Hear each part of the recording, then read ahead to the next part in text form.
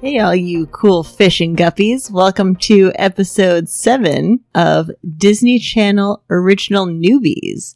Today, we are going to talk about the 13th Year, and I am Joanna.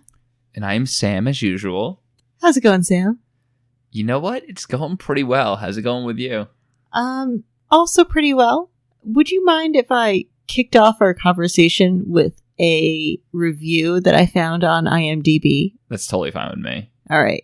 I am not going to read the entire review. This was posted by Katie_B88 in 2003. Good year.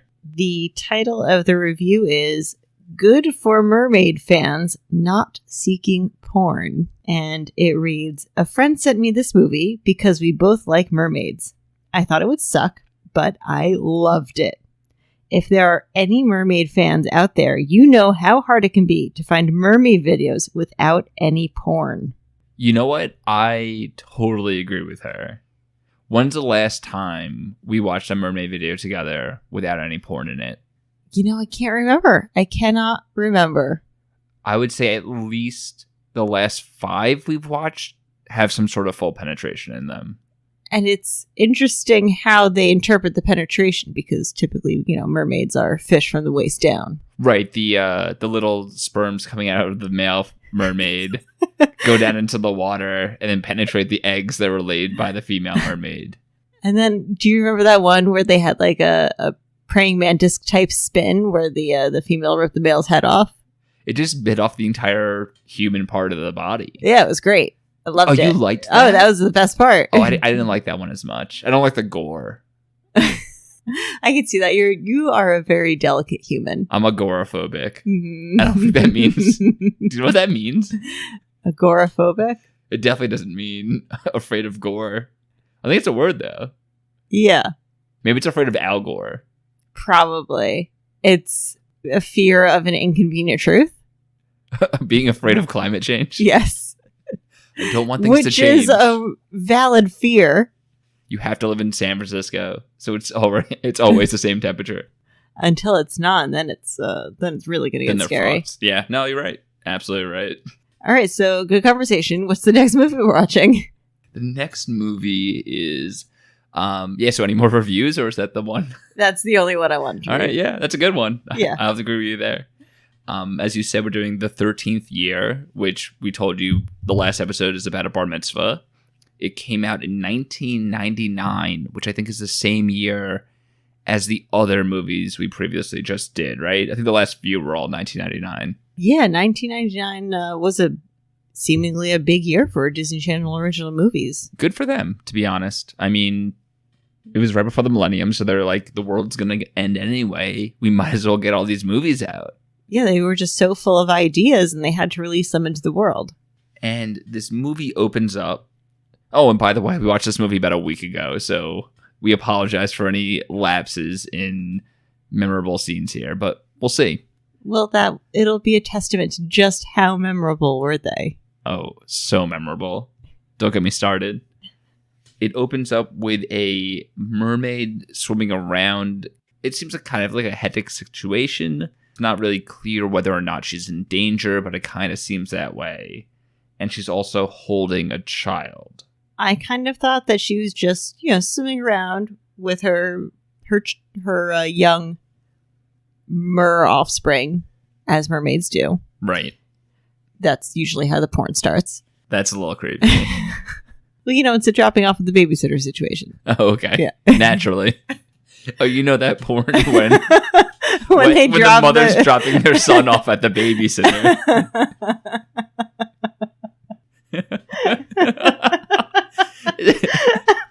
Is that why when I went on your computer before it autofilled Pornhub dropping off baby at babysitter? Yeah. What did you think it was? I thought someone hacked you. No, all me. Okay. 100%. That's good to hear. Anyway, so she's slipping around with her baby, as mermaids do. And I thought that while she was swimming, like this was her equivalent of just taking the baby out for a stroll. Oh, okay, yeah. Because her face didn't seem like she was in danger at all. Right. No, I thought she was just like, you know what? I'm going to go for a swim with the baby, get some fresh seawater, and get out of the cave or wherever she lives for a while. And then while they were out for their swim, that's when she notices that a fisherman has spotted her and has started to track her. And what was the most memorable thing about this fisherman? Well, first he was sleeping, and he's like, I got something big, and he startles awake. And also, he was like very intense. Anything about his attire that stuck out to you? He's wearing a hat. I don't remember much else. So, yeah, all I could think about was he's wearing a red hat with white lettering on the front. No. And that's all I could think about was that he was wearing a MAGA hat. And I was like, oh, okay, they kind of, I guess, that's fisherman, whatever. And I was like, wait, this movie came out so long ago. There's no way that has any relevance to this. Do you think he saw this movie and that's how he got the idea for the fashion tips for those hats? Almost certainly. He probably loves this movie. Can you blame him? No. Oh, of course not. I'm surprised more people don't talk about this movie. Did you know that the main actor in this movie had never acted in anything before this movie? That is so not surprising. Did you think he was bad? I didn't think he was great. I would say bad is a strong word. He wasn't bad, but he was not a very good actor. He was an okay actor. He was like lead in the high school drama actor. Okay. Yeah, I could see that. Mm-hmm. That's about the range I would say he had. Yeah. And we'll get to him. He's not in the movie yet. Or at least his actor is not in the movie yet. So now that we have the mom is swimming and just realizes that she's being tracked by the fisherman. He also says when he's tracking her that I swear this fish was half human, which is a very weird sentence to say. Hilarious. Like, he clearly knows what mermaids are. So wouldn't he just been like, is that a mermaid? One would think. But I think at this point, I mean, he doesn't know it's a mermaid. He just thinks it's a really big fish. And that the fish is maneuvering to get away from him in a intelligent way. Yes. So I thought that's what he meant. And then while getting away, the mermaid takes the baby, the completely human-looking baby, without any fish parts, and puts it in a basket on a boat. Now, my question was, why didn't she just dive deeper to get away from the fisherman? I totally agree. I wonder if it has something to do with because he's still a human baby, presumably. Maybe he can't breathe as well underwater. I don't know. Oh, he seemed to be doing fine. Maybe only for certain amounts of time. I'm not entirely sure. Or maybe she thought, oh, he's going to get me. Let me just make sure we split up. So if he gets one of us, he's not going to get both of us. Yeah, but if she had just dove down deeper, she could have just avoided him completely and avoided the net. Yeah, certainly possible. And then that would have been the end of the movie. And the mother would have happily swam away with her son. I know why she couldn't have done that. Plot? Yes. Ah. The movie would have been too short. Gotcha. So it's a good thing she didn't do that. It could have just been all chase scenes. It basically would have been the Fast and the Furious, except a mermaid in the water. Has there been a Fast and Furious scene underwater? There must have been, right? With like submarines or something? I don't think so. I feel like they're pretty dedicated to cars. Aren't they going to like space next movie? There's like an airplane scene in one of them. They drive through skyscrapers. Yeah, drive through skyscrapers. Right, but the airplane. That's true. I don't know. Well, all right. After all of the Disney Channel original movies, we will watch all of the Fast and the Furious movies. All 20 of them. Well, there's going to be at least 50 by the time we're done with Disney Channel. So she drops her baby in the basket, and we see Uncle Joey from Full House and a woman, presumably his wife, who find the baby on their boat. And they're kind of chill about it. Extremely chill. Yeah, they're just like, oh, we're out in the middle of the ocean. What's that noise? It's a baby. what? It's a baby? Let's keep it. That's fine. And it's not, and we don't know until way later in the movie if they like even reported the child found or anything. Spoiler, they did. It seems like they just took the baby home and it went to close to 13 years later. Oh, wait, the baby was born that day? I think they just decided that that's his 13th birthday, probably because that's the day that they found him. They acquired him. Because he seemed, I don't know anything about babies, but he seemed larger than a newborn. He was certainly a few months old. Yeah, that's a good estimate, I would say. Definitely less than a year old. Do you think they like cut one of the legs open to see and count the rings of how many months old he was? Almost certainly. Okay. That's how people determine how old babies are. And we'll get to that part later in the movie. Yeah. Uncle Joey and his wife take the baby, and it cuts to 13 years later, where there's a child named Cody. Before cutting to 13 years later. So the mama mermaid sees Uncle Joey and his wife walking along the beach with her baby, and she doesn't really look upset. She's just staring at them. Like, she doesn't do anything to try to get the baby back. She is the most laid-back mermaid I've ever seen. She doesn't care about much. She just doesn't want to get killed by the fisherman. And besides that, that's really it. That's all she cares about in life. She literally just stares at them. She never even changes facial expression, I don't think, the entire movie. No, she just has like a little grin, and that's about it. I mean, you'd think she would have at least like waved her arms and been like, "That's my baby. That's my boy." Yeah, literally, that's my boy. Give him back. But nope, not at all. Yeah. At least swim a little closer. Maybe say something. She doesn't talk at all. Of course not. She just has expressive eyes. I would say dead eyes. I would say the opposite of that. A very, very dead eye. Deadly expressive eyes. If you put it that way. Can I cut forward now? Yes. Okay. Permission to cut forward? Granted. Thank you. There is a child named Cody, and he's on seemed like a tour boat, I would say. Yeah. Because when they were talking in the scene where they found the baby in the basket, they were, I think, talking about opening a boat company. Oh, I don't remember tour that. Company. Certainly possible. Some sort of business. And here we are 13 years later with said business. So it's Uncle Joey, his wife. What's the wife's name? Do you recall? I don't know. Mom. Okay. Uncle Joey, mom, and... Not mermom. Human mom. And Cody, who we presume is the child that the mermaid dropped off. Although they don't really say it explicitly at this point, but it's very, very clear that that's him. Yes. I think that's the magic of film.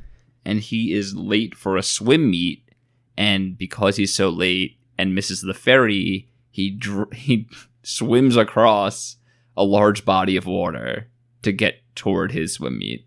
He swims to the ferry. He just swims to catch up to the ferry. He doesn't swim across the whole body of water. Does he go on the ferry? Yeah. I don't remember that. He swims, catches up to the ferry. Well, he swims faster than a ferry. He does.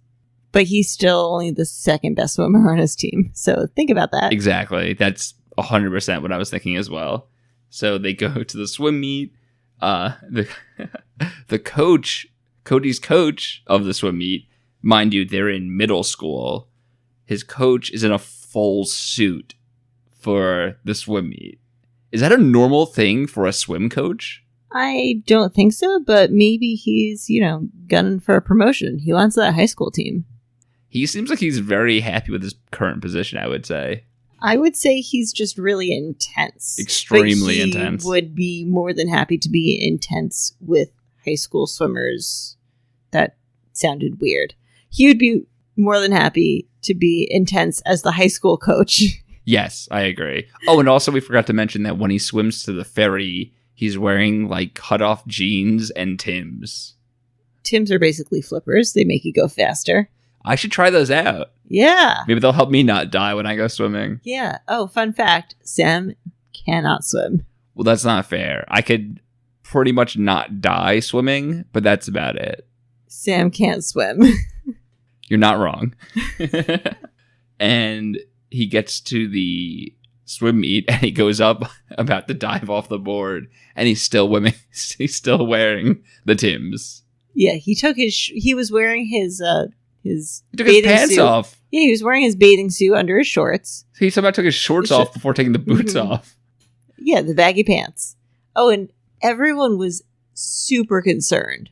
Like, where is Cody? Why isn't Cody here? Has anyone seen Cody? It was very dramatic. Yeah, they all love him, except for one kid. But also, he was kind of friends with him, so it seems like most people just like him. Yeah, well, they did mention at one point that he is one of the most popular kids in school. Of course. He wears boots when swimming. I gotta try that.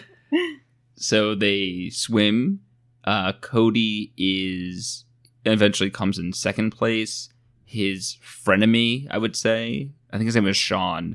Yes. Yeah, Sean. And frenemy is a really good way to describe their relationship. He comes in first place, which he always comes in, and they make it to the state finals, which their coach is very, very, very excited about.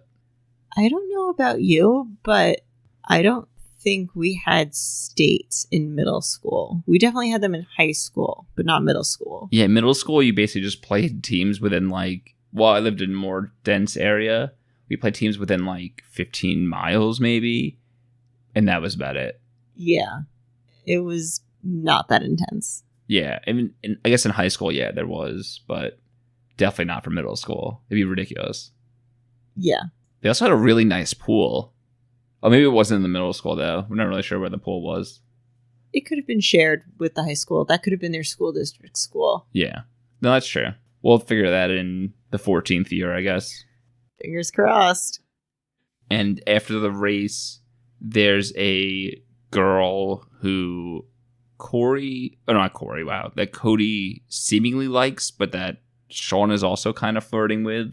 Her name is Sam, not to be confused with me, the cooler Sam. And Sam and Cody... Okay, so when we're referring to movie Sam, we'll say the cooler Sam. We'll say girl Sam. I'll be boy Sam. Okay. To not confuse anyone. So Cody and girl Sam start holding hands, and they're going to walk home together, which doesn't make any sense because then immediately Cody's parents get there and pick them up. You are forgetting that, one, there was a band playing at their swim meet. And I don't know if you've ever been to an indoor pool, but it's very echoey. So not really the best place for a band to play. And also, when Cody, Sean, and Sam are chit-chatting after the race, someone falls into the pool. Oh, yes. With an instrument. And literally no one cares. Well, the tuba kid. Yeah, the tuba kid falls in, and the coach is like, oh my God. Wasn't that Squints? Yeah. All right, so let's talk about Squints real quickly. So Squints... Can we first continue talking about how Squints falls in the pool with a very large instrument, and the coach makes no effort to save him when he's drowning? The coach just seems like, oh my God, what an annoyance. I can't believe this dumb tuba player is dying in front of me. Has touched my pool and has allowed his dirty body to come in contact with his pristine chlorine in this pool. Yeah.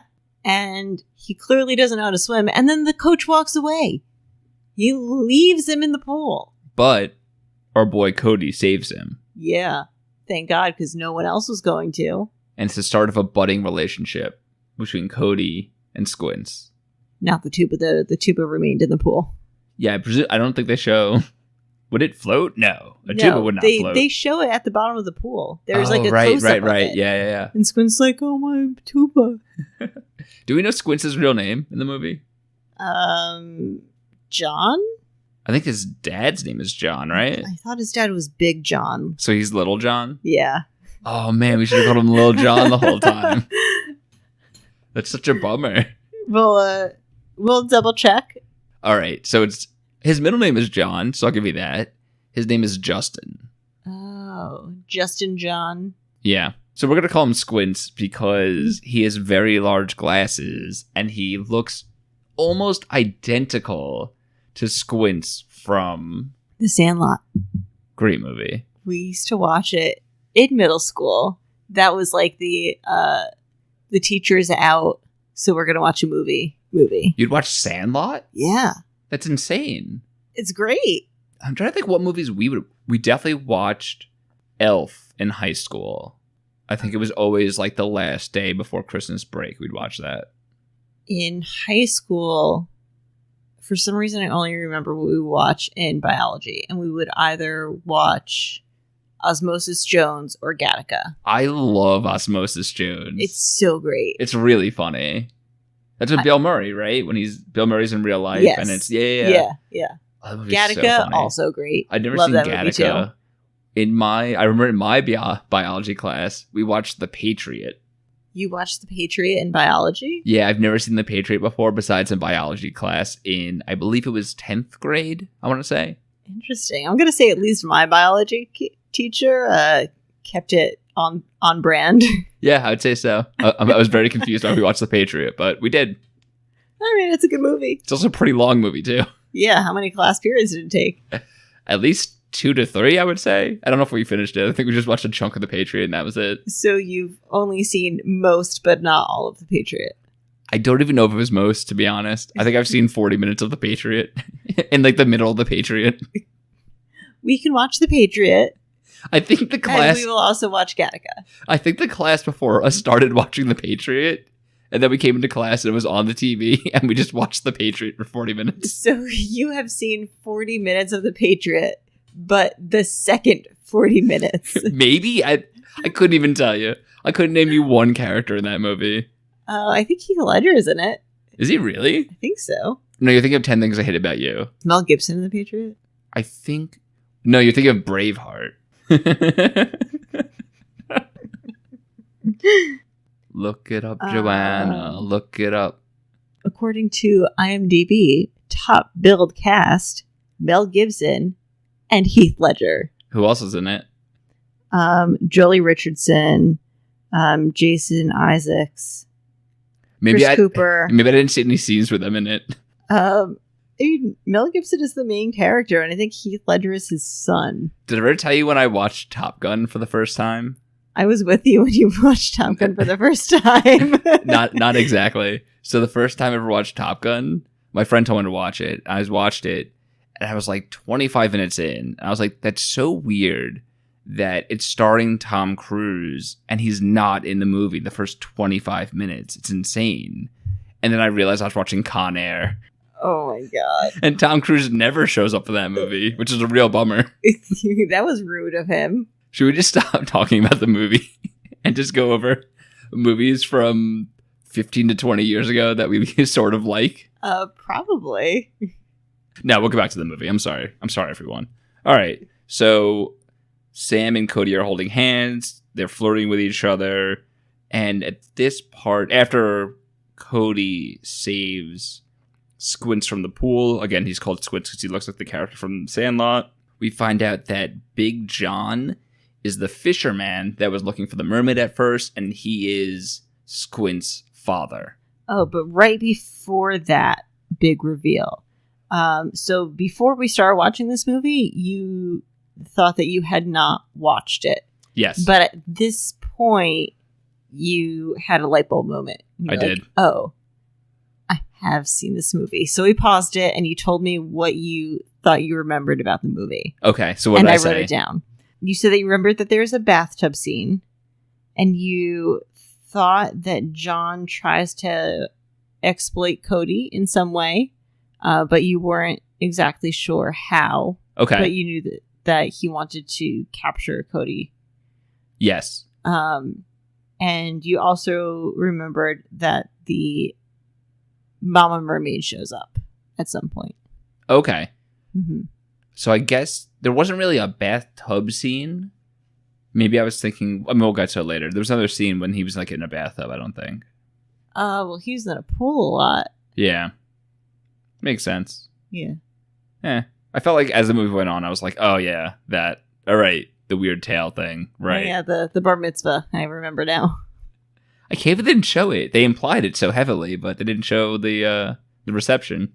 It was all the prep. It's too bad. It was practicing his Torah portion. And yeah, so we find out that Big John is Squint's father.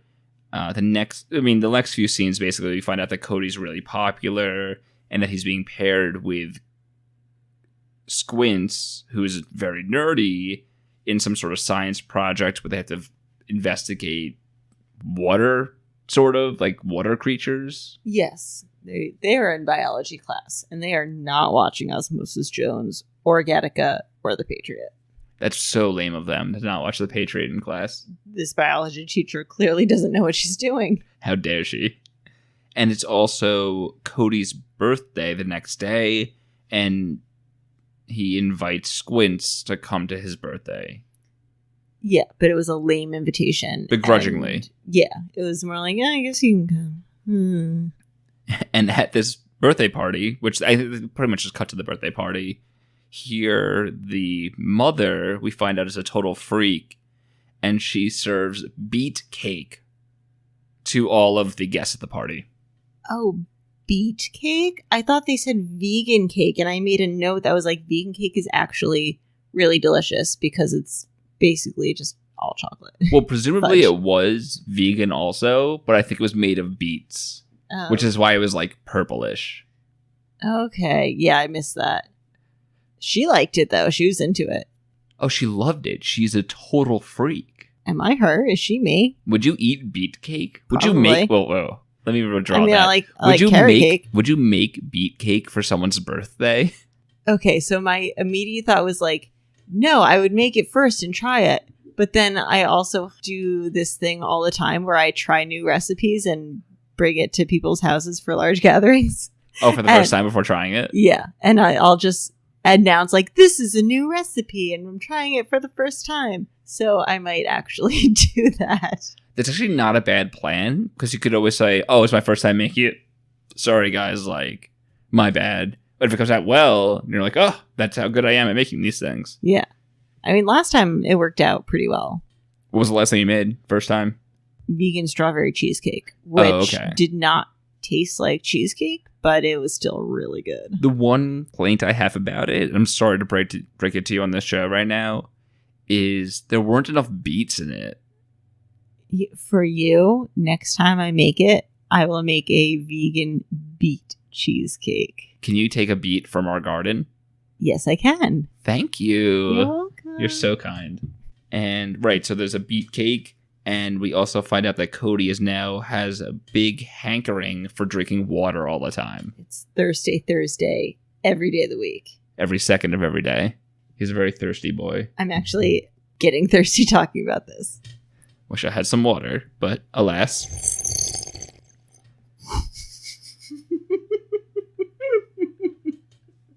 How did that sound in your ear? Oh my goodness. I can't.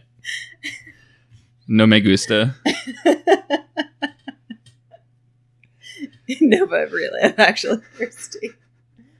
And here, Sam also kisses Cody, presumably for the first time, and there's a little static shock between the two of them. It was a very cute scene. They're super nervous about their first kiss. And Squint finally shows up a little bit late. He gives Cody a present, which ends up being a book, which is your favorite type of present. Mm-hmm. 20,000 Leagues Under the Sea. But before that, Sean bullies him so much that he leaves.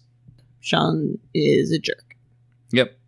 And after the birthday, it seems like probably that night, Cody has a dream of swimming around, and he kind of sees the outline of a mermaid swimming toward him. Yes, and we know that this is kind of his fading memory of his mermom. Right, it's pretty clear that it's the mom. You don't see her totally clearly, but... Yeah, you just see her... It's heavily implied. Yeah, her hair.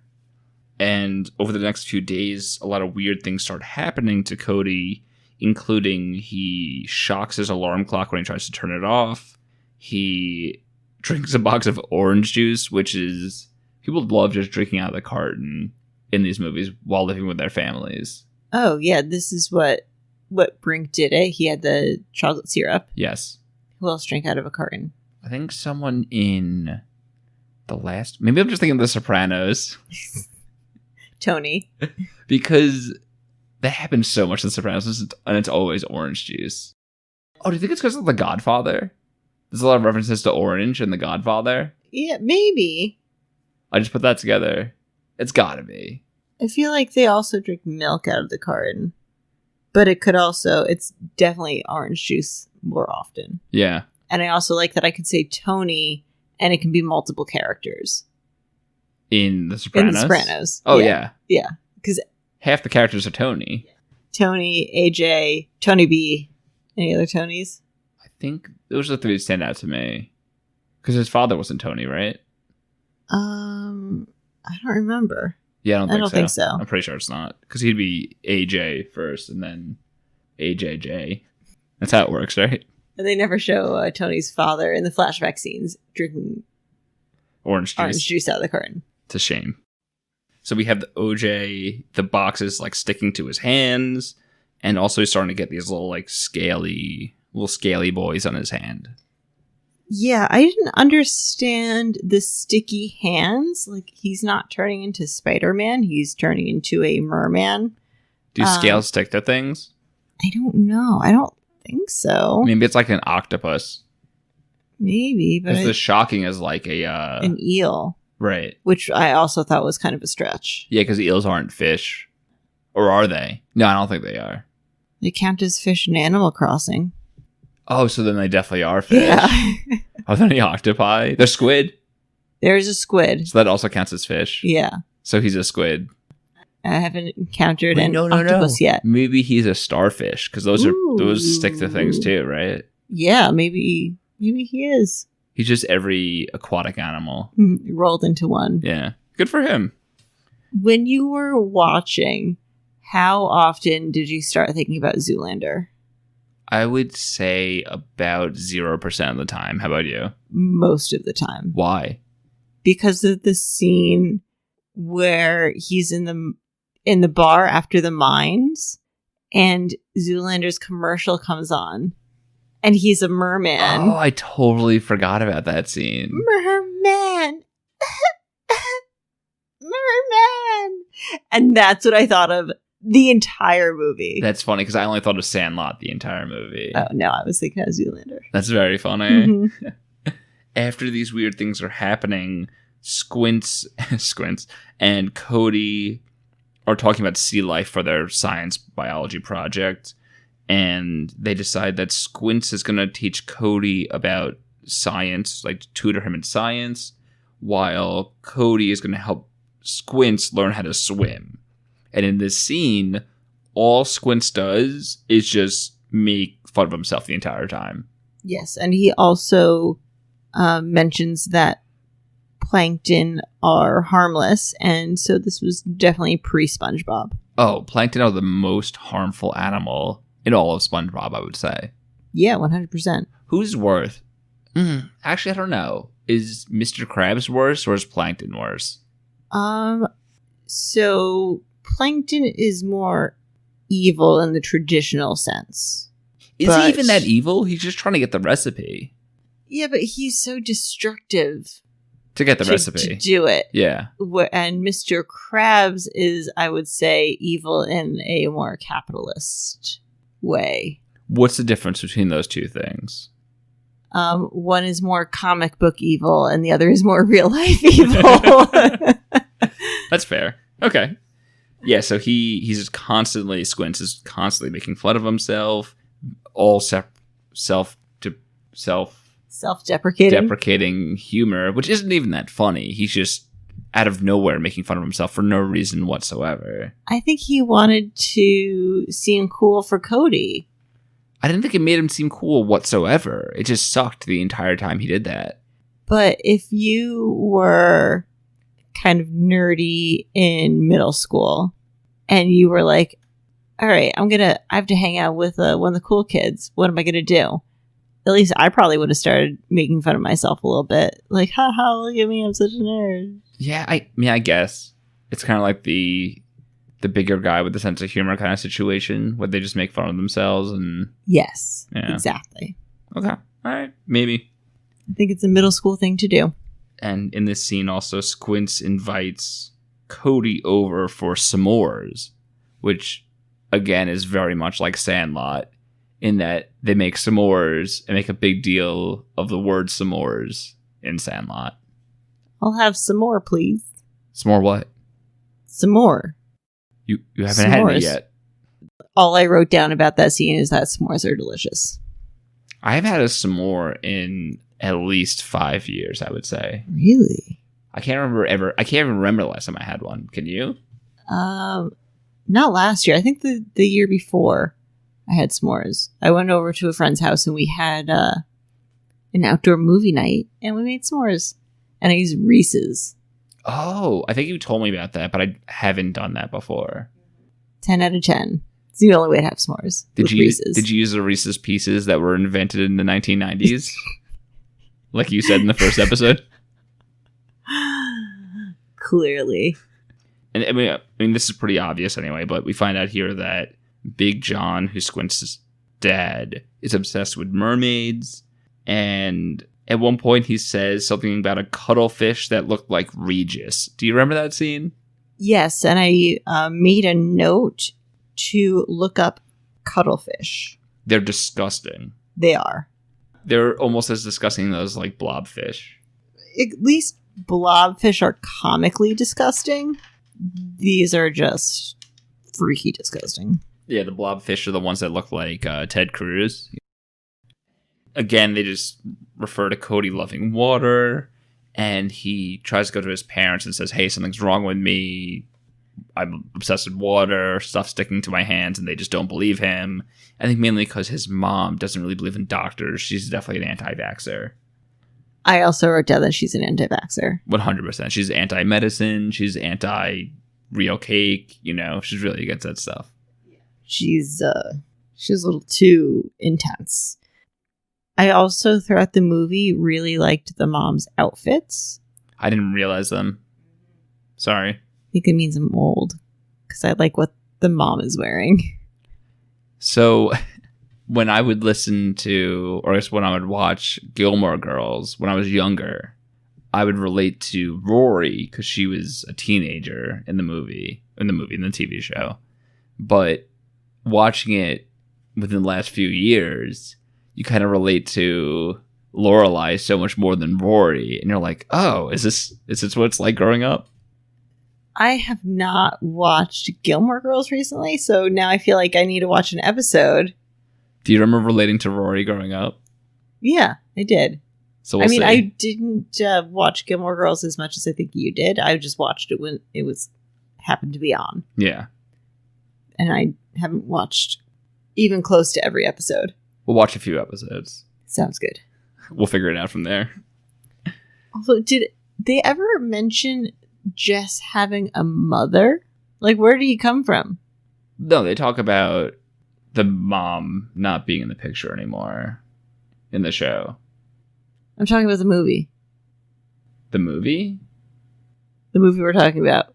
I think you meant Jess from Gilmore Girls. Sorry, Squints. I don't. That's so funny. Have a mother. I was like, they're very upfront about Jess's mom not being there. And I thought there was a whole part of this movie that I didn't catch. That's my fault. I don't recall if they mentioned that. I'm assuming she died. But then again, every Disney Channel original movie has some sort of no mother, no father, divorce kind of situation going on. That's true. And now you have adoptive parents. Yeah. Yeah, because I was just thinking, like with Big John, who had a child with him? And how did they produce Squints? Honestly, I don't think Big John was a bad guy. All right, let's get into this. What do you think about Big John? I mean, we kind of know that he's not really crazy because we, as the audience, see the mermaid. But I'm just thinking that in the world of this movie, people do think he's crazy. Oh, yeah. So some background. The other fisherman there, he always talks about seeing mermaids and how mermaids are real and stuff like that. And all the other fishermen and people around him think he's crazy because they think mermaids aren't real. He's just seeing things. He's lying. He's bragging about things. So his real life mission at this point is to get a mermaid just to prove to everyone else that mermaids are real. And that he's become obsessed by it. And this obsession would have started around 13 years ago, which is also when Squints would have been conceived, because he's 13. What's the backstory of that relationship? See, I don't think he was like an unreasonable person or like a bad guy or like someone couldn't love him or anything like that. Squints seemed to be kind of terrified of him. He was like, oh, we can't be in here. We can't let my dad find out. I think it was just his dad's stuff, and he was worried about rummaging through his dad's stuff. He seemed very scared. But I think also at that point, Squints, or like, he didn't really think that he was a mermaid at that point, right? Right. Yeah, I don't know. I mean, I think there was some sort of hesitation on Squint's part to go through his dad's stuff. But I don't think it was anything like totally abnormal. Okay. I guess I was getting different vibes.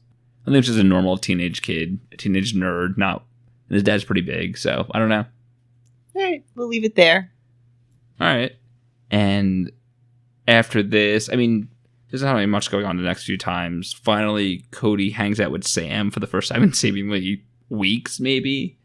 And when they touch each other, her hair goes up because it just shows that his static electricity is an issue. Yes, his very strange static electricity that doesn't have to do with being a fish. I think soon thereafter is when he is stuck to his wall and climbs up on the ceiling, and his parents find him stuck to the ceiling, and they're like, okay, maybe something is going on. And they have a doctor come over to diagnose him finally, and the doctor diagnoses the child who is stuck to the ceiling of his room with puberty. Did you experience static electricity and Spider-Man-esque abilities when you were going through puberty? No, it's the dumbest scene in this movie, because none of that stuff happened to me until I was at least 18 years old. Yeah, that happens when you become a citizen and you're injected with the serum. And he was 13 and they diagnosed him with that. That's ridiculous. Yeah, he's not old enough to get the serum. Ridiculous.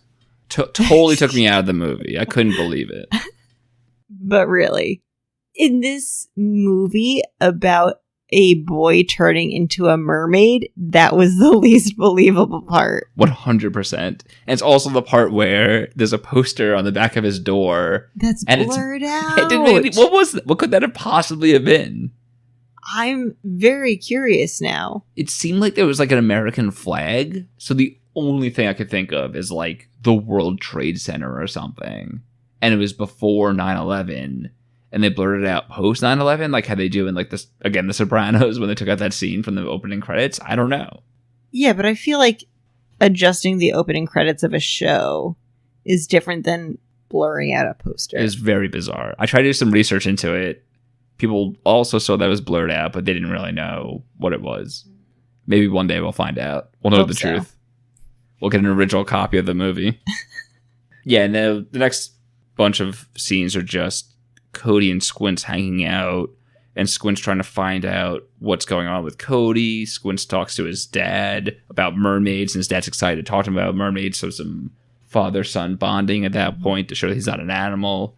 At some point, they make a Star Wars joke, which is even better now because Disney has acquired Star Wars. What was the Star Wars joke? I don't remember that. I don't remember either. I just wrote a note that said, Star Wars joke on Disney. That works. Yeah. And so I have a quick question for you. So in this scene, so they pretty much diagnose him, Squints does, of him being a mermaid. And they call him a merman. Merman. Do you think that instead of merman, it should be merbutler? Why? Instead of mermaid? I think it should be manservant. Do you think manservant is the male version of a maid? I just like how it sounds. Okay, no, that's fair. Cody talks to his parents about wanting to find his birth parents and shows them the scales. And they finally believe him at this point because they see, like, they kind of believe him when he was on the ceiling, but they also see the scales on his arms and, like, fins and stuff like that. And they tell him about how they found him on the boat. And this is where it's revealed that they were actually responsible. And they reported a missing child, and they waited for someone to claim him, and no one did. Do you think that's how it works? If you find a child, you get to keep it if no one else claims the child? I don't think so. I mean... I think you just go to, like, social foster services care. or something, yeah. Well, it's like maybe they have an option to foster. I don't know. Or adopt. Maybe. I don't know. There's also no record of the child. Right. So that makes it more difficult. Yeah. And they were probably like, oh, yeah, we'll take care of this child until the parents come forward. And then the parents didn't come forward. And they were like, well, it's ours now. Yeah. Let's fill out these forms. Done. The one thing I did like about this scene is that, first they tell him to avoid water and that he can't go to the state finals. And then he goes into his room and tries to eat fish food, which he does not like. That was pretty great. I mean, I kind of get where he's coming from. It was so funny. 13-year-old boy turning into a fish. He's like, Have you ever just try it out. Have you ever had any animal food or tried it? No. Have you? Yeah, I tried. We had these things called yogis. It was like hamster food when we had hamsters. And it was like a yogurt kind of food. And it tasted totally fine. I would have one again. Are you part hamster? Maybe. It was actually good, though. I'll have to look it up. Is that why you really like drinking water bottles from hanging above you? I have you hold water bottles above my head so I could suckle off of them. I also sleep in a little mound of wood shavings. This is making so much sense now. Okay, if you didn't notice before. Well, I noticed. I just thought it was a weird tick. That's fair. And we have another Brink-esque scene here where Cody goes to the stairway to like walk downstairs, and he hears his parents talking in the kitchen or one other room. I don't remember what room it was, which is the same thing as Brink. And I think there was another movie where one of the kids comes downstairs. Halloweentown. Yeah, and they hear their parents or adults talking, and they overhear the conversation. And I think, is this when he goes into the water? He goes to like the beach, I think, is the next thing. He goes to the beach, and then he starts swimming around. And right, the mermaid sees him. Yeah. Oh, he also says this line about swimming, that it's his only way to fight back. And I'm wondering first, what exactly are you fighting against? Capitalism. Oh, okay. That makes sense. All right. Next question. Problem solved. And I thought, if you're fighting back against becoming a mermaid, wouldn't the way to fight that be to not swim? Do you think if he never went into the water, he'd be fine? That's what it seemed like. That's what he was told. How do he shower? That was my question that kept going through my head.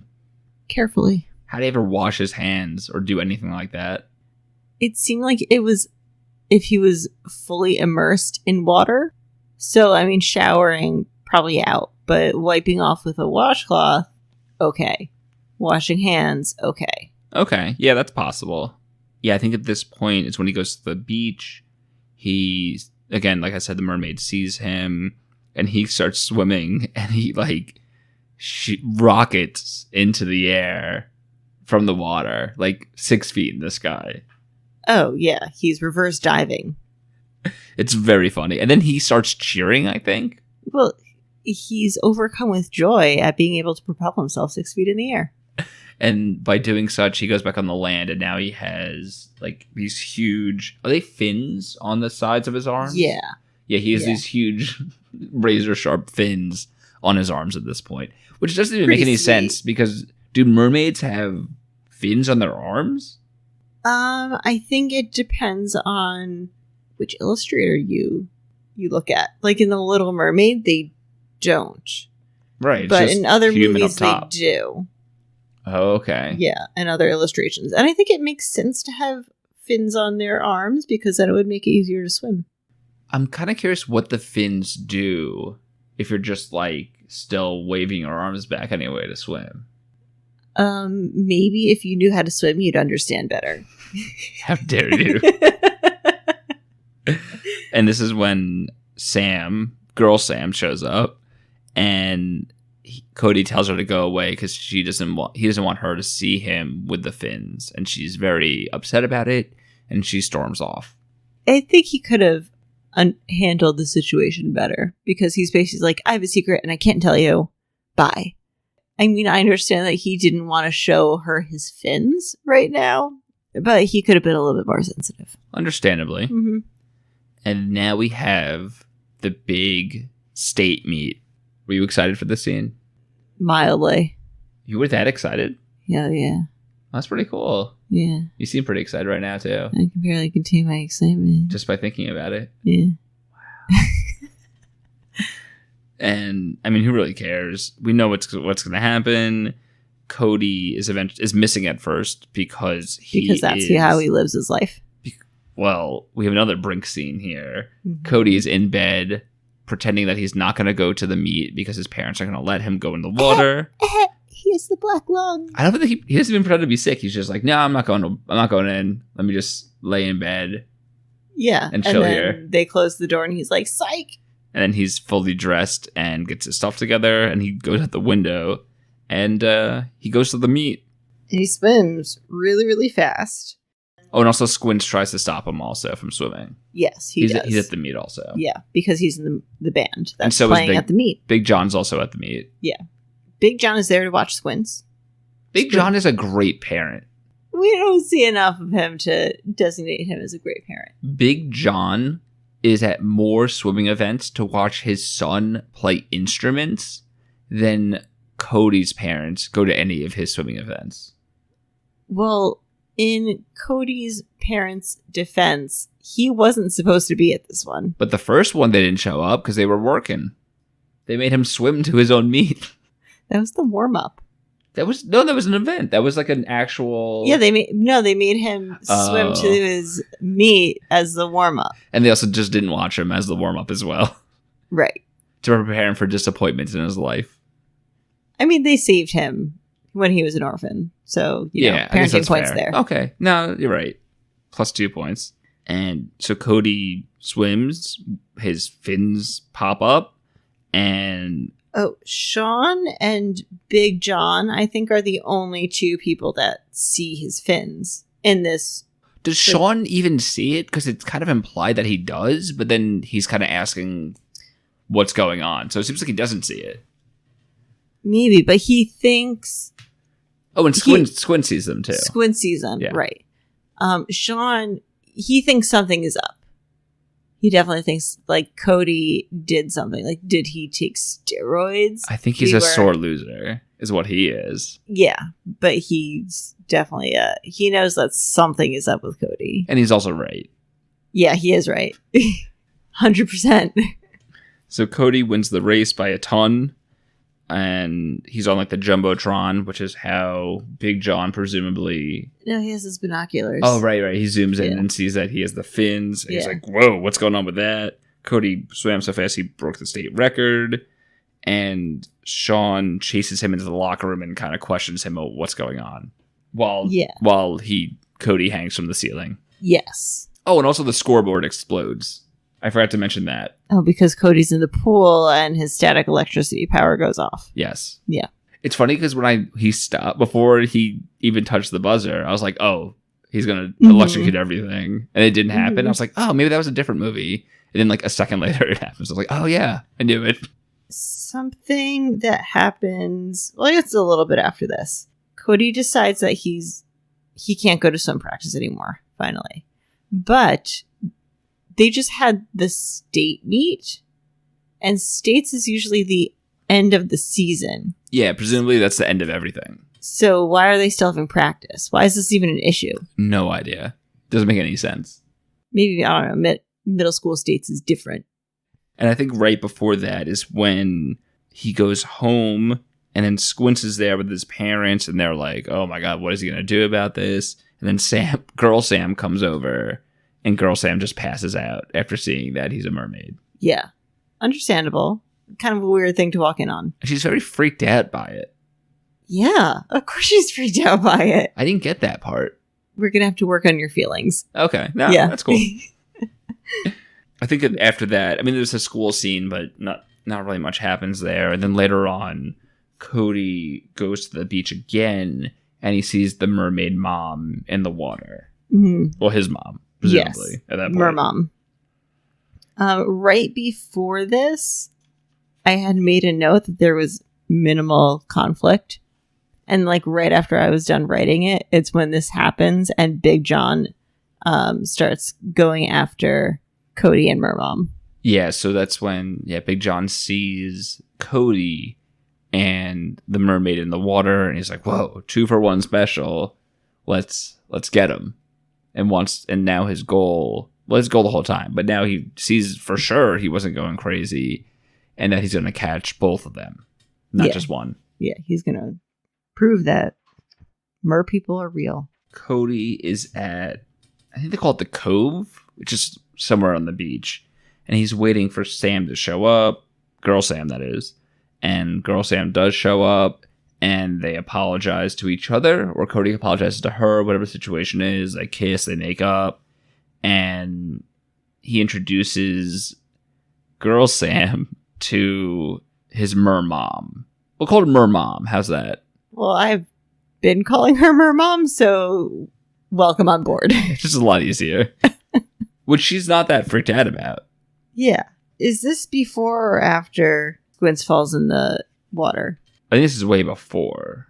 Because doesn't Squint fall in the water after the dad captures Mermaid? Yes. Mermom? Yeah, Mermom. Okay, so we'll get to that. So Cody has his feet are like turning into fins at this point, and Squint's dad, Big John, catches Cody and pulls him onto the boat. Mm-hmm. And Cody's freaking out because he needs to go into the water, but Big John won't let him go, and he's trapped very on the boat. Parched. And the mermom comes over, and she's trying to help Cody because that's her son. And at this point, Squint's dad catches her in like this net contraption that he has. Yeah, and to me it looked like the net was open on the bottom, but... Yeah, I didn't really understand that either. So does it drop down and then it just floats up? It didn't make any sense. Yeah, I didn't get it. But we're just going to say, it was a net. Yeah, so she gets caught in the net. He does a really good job. He immediately, within like 5 minutes, catches both of them. After 13 years. How anticlimactic. And that's when Squints jumps into the water because he's now learned how to swim, and he wants to free Mermom from the net. And he grabs this knife that just happens to be laying around. Why not? Need a good old knife. Mm-hmm. But then he kind of gets stuck in the net. Yeah, I think he gets caught. His like leg or something gets caught in part of the net. Yeah. After freeing her first. Right. So he frees her. He gets caught in the net. And then he's like unconscious in the water. Yeah. Which I looked it up after the movie is not good. Oh. Yeah. See, I was confused during the movie if that was good or not, but it turns out it's not good. Huh. Yeah.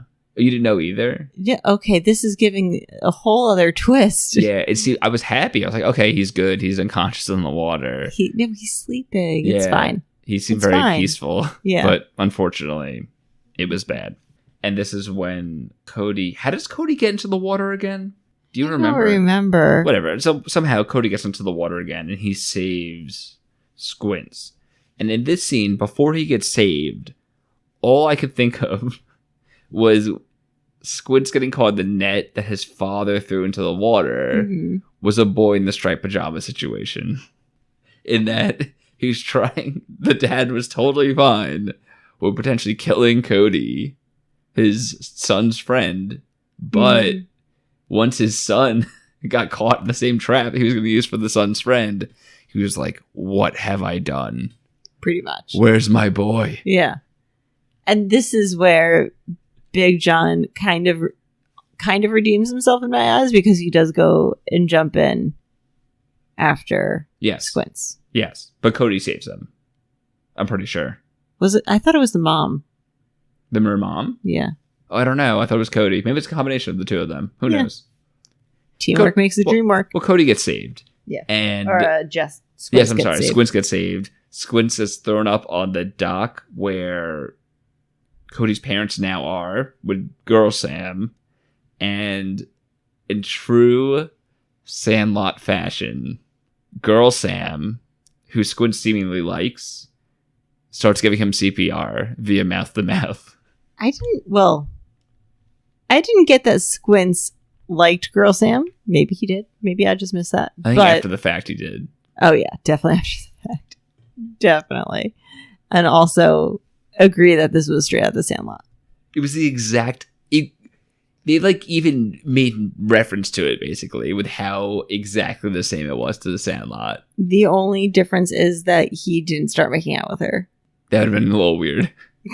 Just boy's girl. Yeah, Cody might not have been on board with that. Yeah.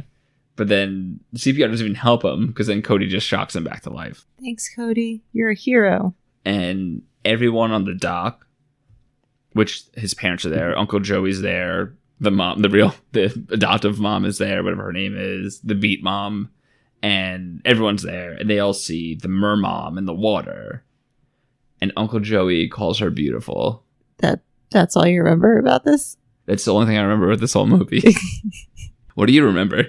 I remember that Cody, his legs are turning into fins, and it's clear that he's not going to be able to live on land because he will have a tail in approximately 30 seconds. Yes. And then adoptive mom doesn't want to let him go because, that's her son. But then she has a moment where she and mermom just stare at each other. They lock eyes with each other. Yeah, they lock eyes. It's meaningful. And then human mom is like, okay, you can go. It's fine. As long as he's back before school. Yes. That's the one requirement. Yeah. They had a mom code moment. Cody says bye to everyone. Mm-hmm. He jumps into the water. Him and his mother, his mermother, that'd be a good one. They hug each other and they shoot into the sky again. As mermaids do. So bizarre. They're like marlins, basically. And that's the last scene in the movie. Yeah, fade out. But then we do have the credits, where there seems to be a custom song made for this movie that's like 30 seconds long at most, talking about the events of the movie. So really, we should have just listened to the song and skipped watching the movie. Yes, it would have been much easier. And if I could find a clip of it, I'll play a clip right here of the ending credits because it's amazing.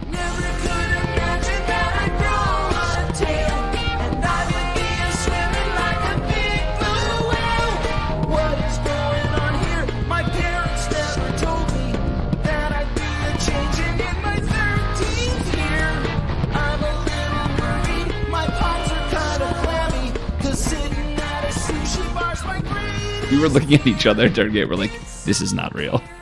I think we were just staring at each other with our mouths hanging open. All right. So before we get into some of the questions we want to go over, overall, did you enjoy this movie? Yeah. I think overall I did. I mean, there were times where I was questioning things, like before when we were talking about why didn't the mother just dive down deeper to get away from Big John and save his son. So just some minor issues. Yeah, minor issues. But I mean, I thought it was a fun movie. I thought they did a pretty good job with turning Cody into a merman. Like putting the scales on him and everything. Yeah, the scales on the hands and the fins look really good, actually. Much better than I expected. Yeah. The only bad effects was when they shoot into the sky from the water. Looked terrible. Yeah, and that was also completely unnecessary. But otherwise, even the mermom looked totally believable. I guess, I don't know. Yeah, no, I thought this was a fun movie. Yeah, I also enjoyed it. It was nice. It wasn't too long. I think only once I asked you how far into the movie we are, which is probably a pretty good sign. And I mean, it was enjoyable. It was a little cute movie. Not nothing bad like the last few we've watched. Yeah. It was good. Nothing too gross, which is always good. Definitely good. So I'm glad we both enjoyed it. Yeah, it was fine. It was a fine movie. Agreed. All right. So some of the questions that we want to do for this one. So the first is, if you had to ship two characters together, who would you want to be in a relationship? Cody and Sean. Cody and Sean, interesting. Yeah. Why is that? Because they're frenemies. I would even say by the end of the movie they're enemies, so then it's an enemies turned lover kind of scenario. You've read way too much fan fiction. I don't see an issue with that. Okay, that's an interesting one. I didn't think you were going to go that way. What did you think I was going to say? And then what do you think? I had no idea what you were going to say, just not that. You haven't read enough fan fiction. My shipping would be the Mermom and Big John. Mermom and Big John. Okay, interesting. Because he clearly loves her. That's a pretty good one. He loves her. That's a good one. Do you think the Mermom is also Squince's mom, but he just takes after his dad? That would be very funny. If Big John's like, that's a mermaid. Oh, wait, that's my baby's mama. That's my baby mama. Didn't recognize her. Sorry. Didn't recognize the tail. All right, you get the next question. Okay, if you could change something about this movie, what would you change? If I could change one thing, it would be I wish we watched The Sandlot instead. Okay, but about this movie. Oh, okay. I think the one thing I would change is I wish there was more scenes like in the school involving him turning into the mermaid instead of just swim meets and whatever. There weren't really many other characters in the movie. There was like 8 characters and that was it. Okay, that's a good one. Yeah. What was yours? I would want Mermom to have a speaking role. I think she doesn't have vocal cords. Why not? Cody has vocal cords. Talk. I think once he transitions enough in the water, I think they just don't talk anymore, is my guess. I think she can talk. Well, I think that should be addressed. Because she talks like whales, maybe. The mark on the computer for that sound literally looks like a whale. I did that. I've been practicing. That was very bizarre. But yeah, I think she just can't talk and she just communicates via like looking at people and stuff like that. Which is how she could talk to the mother, the adoptive mother, how she talked to Cody, and things like that. But even then, they could have had a voiceover to make that clear. Oh, like a you lucky dog situation? Yes. Well, I guess the dog doesn't really talk at all. It just barks. And in this case, it would have gone blub, blub, blub, blub, blub, blub, blub, blub, blub, blub, blub, blub. So you wish he said that, is what you're saying. Okay. I just wanted Mermom to have some lines. Okay. What was your favorite scene in the movie? I don't have one. There wasn't a scene that really stood out to me. I also didn't really have a favorite scene, but I did like the Sandlot CPR reenactment because it made me laugh a lot. That's fair. That's a good reason. And I think we have one more. Who would you most want to hang out with? Oh. All right. I forgot about this one. Do you want me to go first while you think? Well, I'm going to say Cody's mom. I want some of that Cody's beet cake. Adoptive mom. Yeah. Okay. Yeah. Cody's human mom. Okay. That's fair.